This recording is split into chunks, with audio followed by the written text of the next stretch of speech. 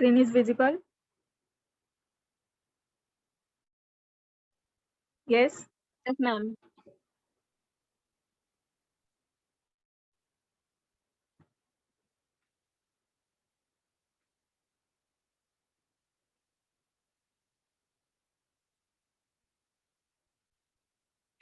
Okay, ठीक है. Good morning.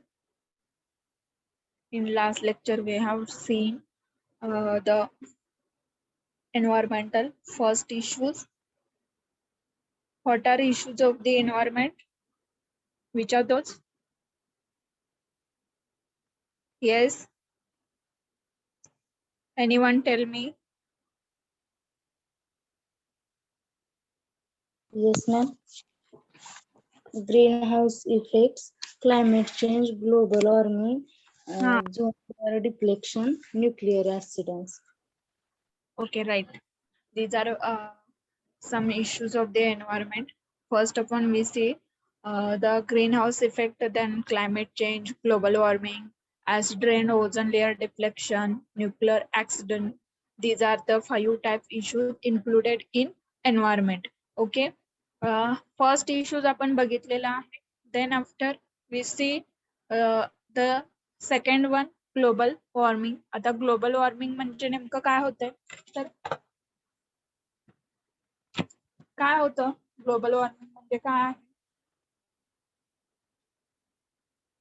Yes.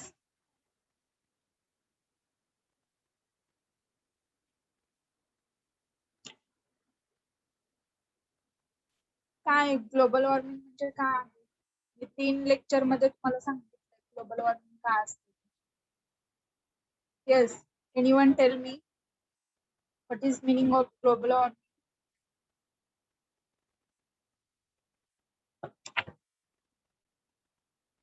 Increasing temperature of Earth. Right. काय होतं? टेम्परेचर इन्क्रीज होतंय किंवा अर्थचं टेम्परेचर वाढत आहे. ओके. ग्लोबल वॉर्मिंग म्हणजेच आपला ज्या अर्थ असेल किंवा आपला जो पृथ्वीचा पृष्ठभाग असेल त्याच्यावरचं तापमान वाढणे, त्याच्यामध्ये आपलं हायड्रोस्फिअर येऊ शकतं, म्हणजे पाण्याच्या रिलेटेड येऊ शकतात. येस. कोणाला काय बोलतात का कोणी? येस. बघा, ग्लोबल वॉर्मिंग मध्ये in that we see first point, global warming is the phenomenon of rise in temperature of the earth by accumulation of greenhouse gases. आता जे ग्लोबल वॉर्मिंग म्हणजे काय आहे, तर ज्या आपल्या पृथ्वीचं किंवा आपल्या पृथ्वीच्या पृष्ठभागाचं तापमान वाढतंय, म्हणजे काय होतंय तापमानामध्ये म्हणजे तापमान इन्क्रीज होतंय किंवा त्याचं तापमान वाढतंय. कशामुळे वाढतंय ह्याच्यात बेसिकली एक मी तुम्हाला सांगितलेलं पाठीमागच्या लेक्चरमध्ये की सूर्यकिरणे खूप तीव्रतेच्या असतील तर त्याच्यामुळे काय होतं तर आपल्या जे तापमान वाढ आहे ते होत असतं. तर ह्याच्यामध्ये बेसिकली कोणते कोणते गॅसेस इन्क्लूड आहेत, तर ग्रीन हाऊस मध्ये आपण बघितलं की ग्रीन हाऊस इफेक्ट मध्ये which are type of gases कोणत्या आहेत green house gases? Anyone? Which are those green house gases?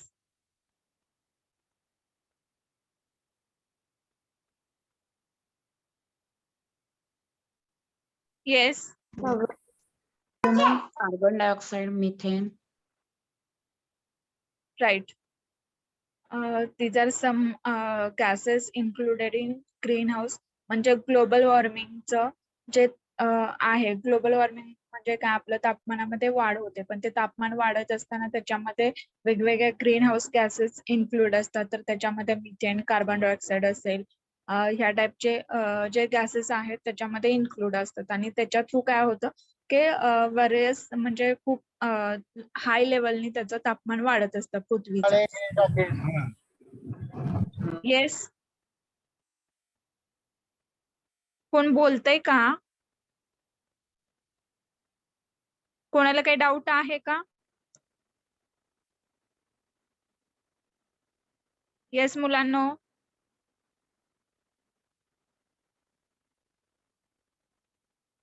Then बघा, next point, about 75% of the solar energy reaching the earth is absorbed on the earth's surface, which increases its temperature. का आहे? Solar energy म्हणजे काय, आपलं जे सगळ्यात important किंवा सगळ्यात मेन कारण काय आहे तापमान वाढीचं, तर बेसिकली तापमान. कोण अनम्यूट करतंय?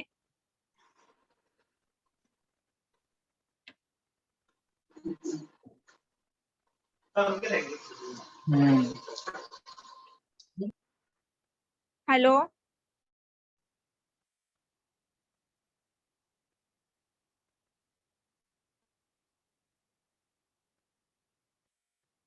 अरे कोण अनम्यूट करतंय, काय सांगसाल का जरा? कोणाला काय प्रॉब्लेम आहे का? येस.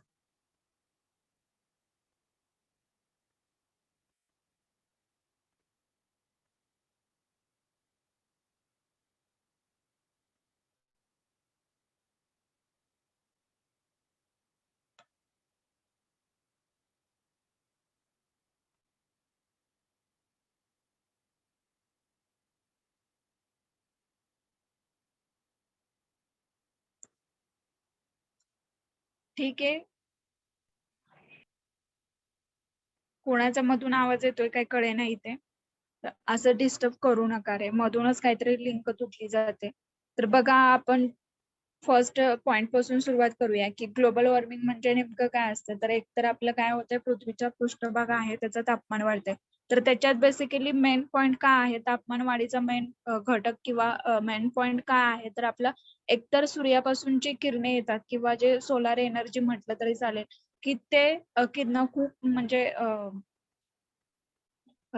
तापट असतात किंवा खूप मोठ्या प्रमाणात त्याच्यामध्ये तापमानात काय होते, तर आपल्या पृथ्वीचा पृष्ठभाग हा काय होतोय, तर गरम होतोय. आणि त्याचंच मेन कारण काय आहे, सूर्याची किरणे.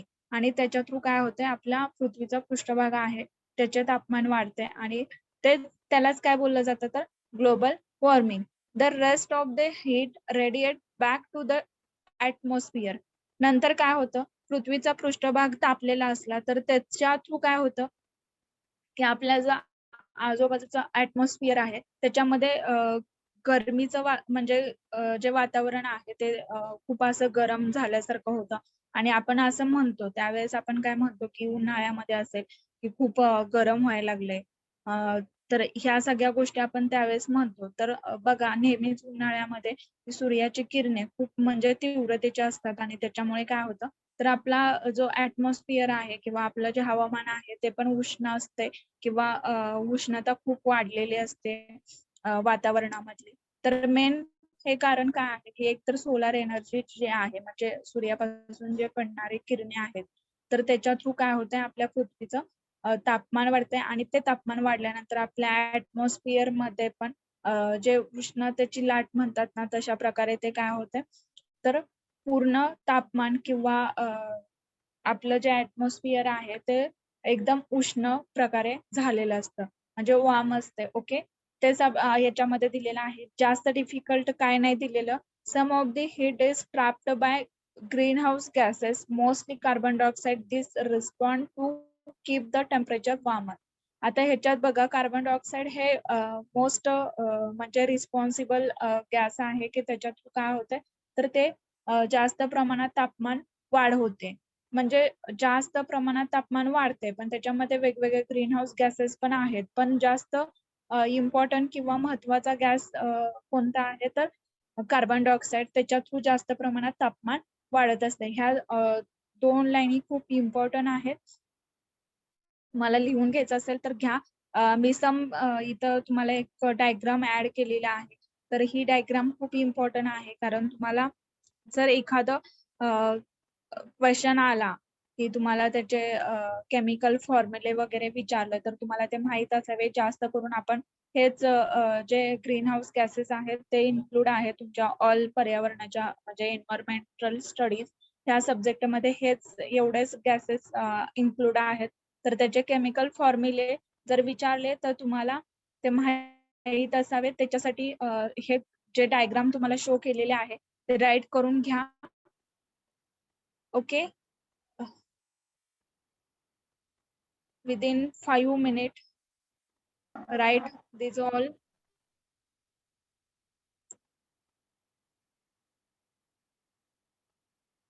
दोनच कॉलम लिहून काढले तरी चालेल.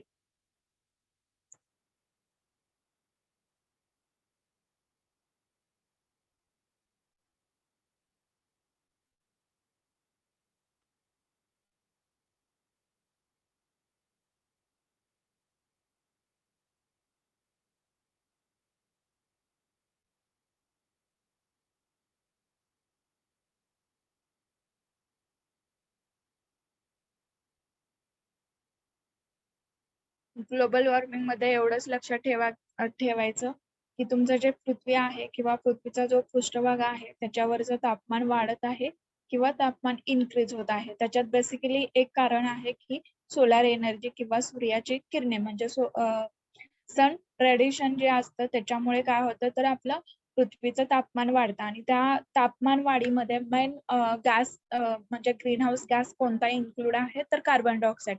एवढ्या 3-4 लाईनी लक्षात ठेवा. त्याच्यामध्ये तुम्हाला क्वेश्चन विचारले जातात आणि हे जे तुम्हाला केमिकल फॉर्म्युलेस वगैरे इथे दिलेले आहेत मी डायग्राम मध्ये, तर ते केमिकल फॉर्म्युले पण लक्षात ठेवा.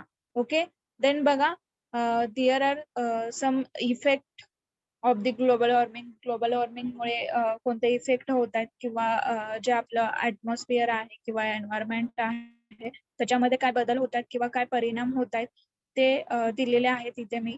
टेम्परेचर इन्क्रीज हे तर आपल्याला माहित आहे की temperature. Hello. Yes Madam. Yes. Madam, I have to take lecture because of after 12 noon. I am having meeting. So can you continue after 12 noon? I want to take a lecture of operating system. Okay sir. Sorry for interrupt you. Okay. Then all students, now we will continue with operating system lecture. Madam, please stop your screen. Present. Yes sir. Yes sir.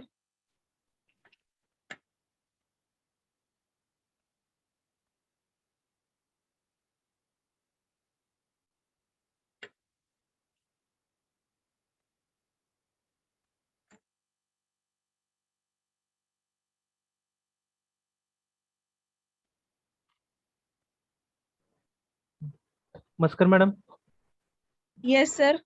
please make me a host of this meeting. Okay sir.